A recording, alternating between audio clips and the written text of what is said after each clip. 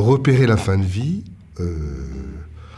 on ne peut pas la repérer. La seule chose que font les professionnels, c'est qu'éventuellement, ils informent lorsqu'ils s'aperçoivent que le patient se dégrade, son état général se dégrade. Donc un professionnel peut faire part d'un état d'aggravation.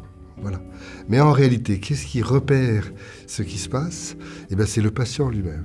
Mais la mort est toujours inopinée. On ne sait jamais quand on décède, c'est toujours une surprise, une mauvaise surprise, mais c'est toujours une surprise. Et on ne pourra le savoir, donc finalement, que si on écoute le patient. Et qui est-ce qui écoute le patient? Ceux qui sont là. Qui sont-ils? Eh bien, les proches, les voisins, les professionnels. Mais le patient, à qui va-t-il parler?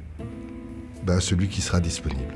Donc c'est toujours une rencontre. Et donc c'est comme ça qu'on va savoir si l'autre, où il en est, où il en est de sa souffrance et peut-être de sa fin de vie. Seulement pour parler, il faut que quelqu'un soit là pour l'écouter et qu'il soit suffisamment disponible pour l'écouter. La particularité des soins palliatifs, c'est que ce sont des professionnels qui travaillent en équipe, ensemble, au chevet du patient, accompagnés et soignés ensemble. On estime qu'on ne peut pas soigner sans accompagner, ni accompagner sans soigner.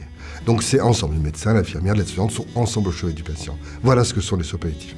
Alors, où cela est-il possible? Eh bien, dans des services hospitaliers, lorsqu'il y a des symptômes incontrôlés ou des situations extrêmement complexes, mais le plus souvent, là où sont les gens, dans un établissement, chez eux, dans un service hospitalier.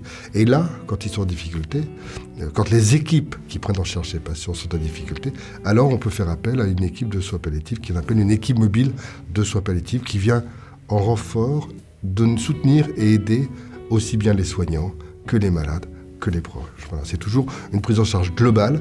Et j'ajoute juste une petite chose, que la place des bénévoles, c'est-à-dire ce citoyen qui est là et qui est témoin et qui est présent, a beaucoup de place aussi.